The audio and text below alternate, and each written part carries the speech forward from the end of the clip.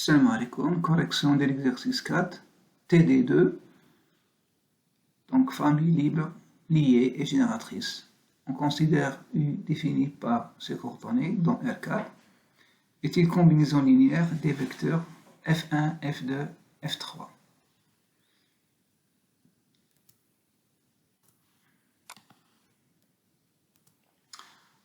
C'est trouver les réels APC tels que U est combinaison linéaire des F1 jusqu'à F3. Donc on revient à résoudre le système suivant en remplaçant.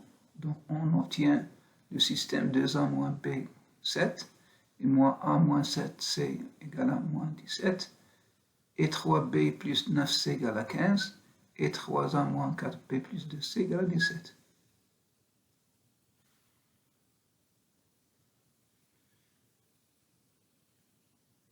En calculant le A égale et le 2A moins B égale à 7, donc en remplaçant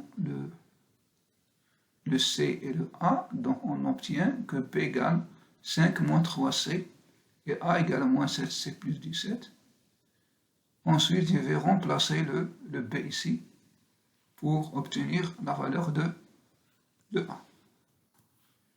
Voilà, donc on aura cette équation-là en C. Donc on va calculer A et B en fonction de C.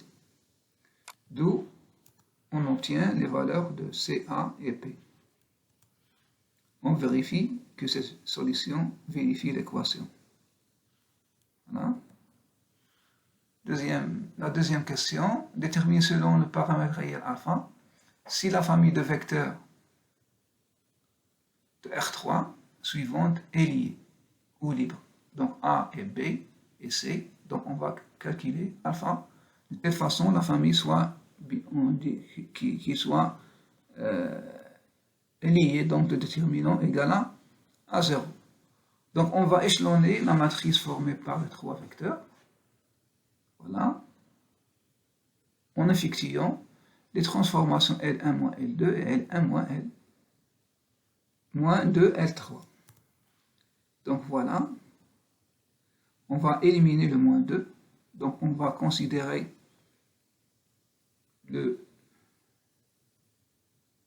donc ici, donc on va laisser le L2 constante et on va remplacer ce terme-là pour éliminer le moins 2 par 2L2 plus 5L3.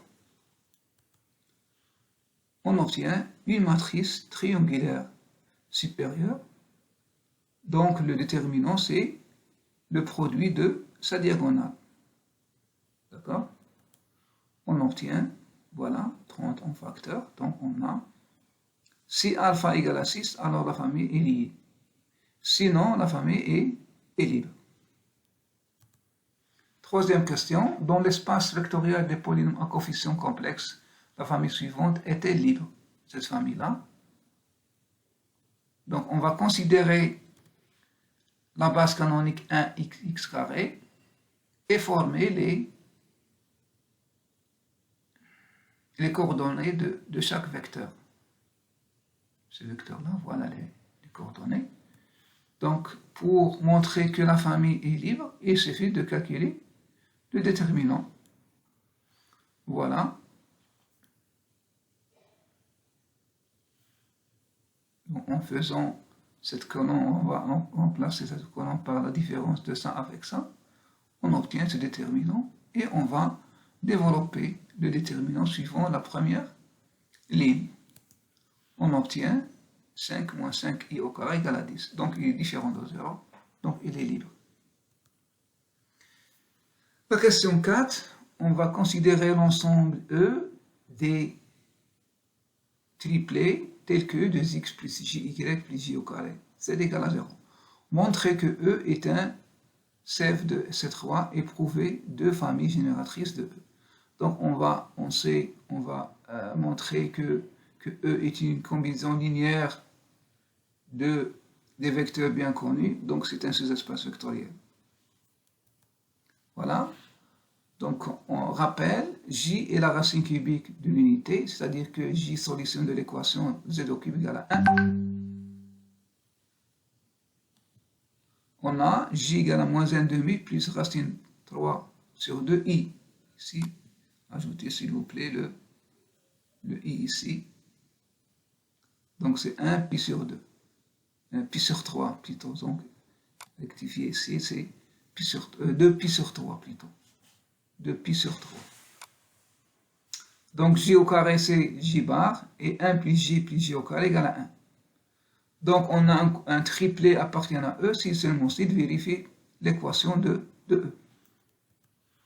Donc on va essayer de calculer le x en fonction de y et j. Donc voilà.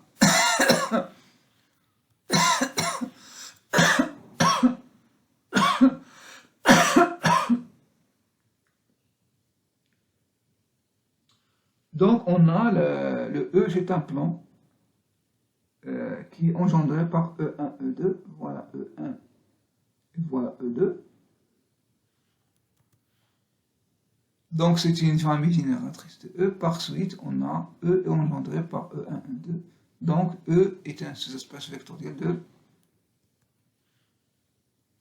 Troisièmement, les applications F1, F2, F3 sont forment-elles une base de l'ensemble des fonctions réelles. Montrons que F1, F2, F3 est libre. On considère alpha, bêta, gamma. On a alpha F1 plus bêta 2, gamma F3 égale à 0. Donc, en passant dans R, les images, on obtient cette relation-là. On va faire EX en facteur, et on sait que quel que soit X, on a E de X est différent de 0, donc on obtient que alpha plus bêta exponentielle X plus gamma de X exponentielle 2x égale à 0. Par passage à la limite, quand x tend vers moins l'infini, donc on aura alpha égale à 0. Par suite, on va remplacer le alpha par 0 ici. On obtient ce système-là, ou cette équation-là, et on refait même le travail, donc exponentielle en facteur, et on fait exponentielle donc vers moins l'infini, on obtient bêta, et ensuite on obtient de la même façon que gamma égale à 0. Sixièmement, on considère E, c'est l'ensemble des polynômes de degré inférieur à 2, à coefficient réel, qui vérifie xp' moins p égale à 0. Et F, c'est l'ensemble des polynômes tels que P de 1 égale à 0. E et F sont-ils des sous-espaces vectoriels R2? Ensuite, donner deux familles génératrices de E et de F. D'accord? Donc, on va considérer la base canonique de R2 de X et on prend un polynôme de E. Donc, ce polynôme de E est de coefficient 2. Donc, il s'écrit de A plus BX plus C au carré. Et comme P appartient à E, donc on a xp' moins P égale à 0. D'accord? Donc, en remplaçant le P' ici, en dérivant le P, ça donne B plus 2BX. Alors, on obtient l'équation de A bx plus cx carré égale à 0, d'où A égale à C égale à 0, en effectuant les calculs. Et quand on a un xi carré est une base, donc on va identifier le A et le C égale à 0. Par suite, en remplaçant ici A et C par 0, on obtient que P de x est Bx. Donc, elle est engendrée par l'élément x. Donc, c'est une droite vectorielle. De même, pour F, on a un P appartient à F, c'est-à-dire qu'on a deux conditions, que P de x est A plus Bx plus Cx carré, et on a P de 1 égale 0, En remplaçant ici P de 1, X par 1, on obtient A plus B plus C égale 0. Donc A égale à moins B moins C. En revenant au polynôme, donc c'est ABC, je vais remplacer le A par moins B par C. Donc on obtient on remarque que ABC ou bien est égal à BE1 plus CE4. Donc, E3, E4 est une famille génératrice de F, donc F est un sous-espace vectoriel.